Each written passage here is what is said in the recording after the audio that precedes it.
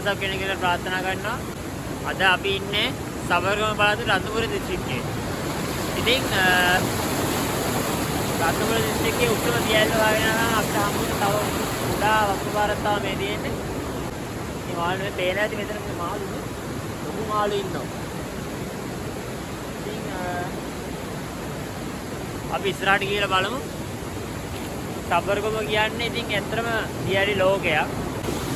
අද කියලා බලමු රත්නපුර දිස්ත්‍රික්කයේ තියෙන උත්තම දියැල්ල. එහෙනම් අපි ඉස්සරහදී හම්බ ඉතින් අපි දැන් රත්නපුරේ උත්තම දියැල්ල ගාවට යන ගමන් ඉන්නේ. මෙන්න මේ වගේ තමයි මේ යන්න තියෙන පාර. ඔයාලට හරිම ලේසි මේ දියැල්ල ගාවට යනවා නම් හොයාගන්න පුළුවන්. ඉතින් යන විදිහ මම කියන්නම්. අපිට මෙන්න මේ වගේ පාරකින් දියැල්ල ගාවටම යන්න අඩිපාරක් තියෙනවා. ඔයාලට මේ ඇහෙන දියැල්ලේ හඬ වතුර ගොඩක් තියෙනවා දැනුත් මේ ලාවට පොදයක් යන ගමන් තියෙනවා. ඉතින් දියැලි බලන්න නම් හොඳම කාලේ තමයි මම හිතන්නේ මේ දවස්වල. මොකද වහිනවනේ. ඉතින් දියැල්ල ගාවදී අපි යනවා ආයි හම්බුනේ. රත්නපුර දිස්ත්‍රික්කයේ උසම දියැල්ල තමයි මාපලාන දියැල්ල කියලා කියන්නේ. ඉතින් ඔයාලට මේ පේන්නේ බෑන සමනල කන්දේ පටන් අරගෙන පල්ලෙහාට කඩා වැටෙන මාපලාන ඇල්ල. ලංකාවේ දියැලි අතරින් උස ගත්තොත් මාපලාන ඇල්ලට හිමි වෙන්නේ 30 වෙනි ස්ථානය.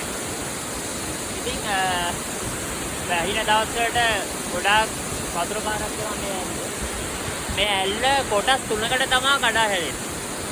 ඉතින් ඔයාලටත් මේ දවස්වල આવොත් ලස්සනට බලා ගන්න පුළුවන්.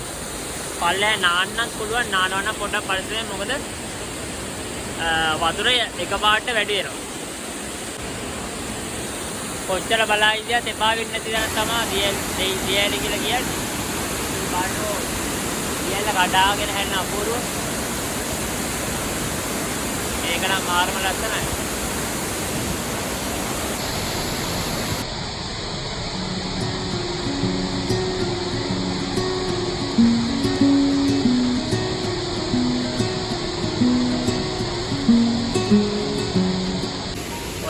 කොළඹින් ඇවිල්ලා නම් හරිම ලේසි මාපලාන ඇල්ලට එන්න. ඔයාලා මැප් එකේ ගැහුවා නම් පෙන්නනවා ඉන්න ලේසිම විදිය.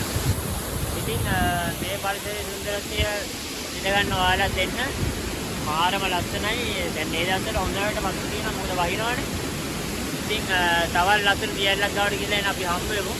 දැන් එහෙනම් මෙතනින් අපි සමු ගන්නවා. මේ තමයි මාපලාන ඇල්ල.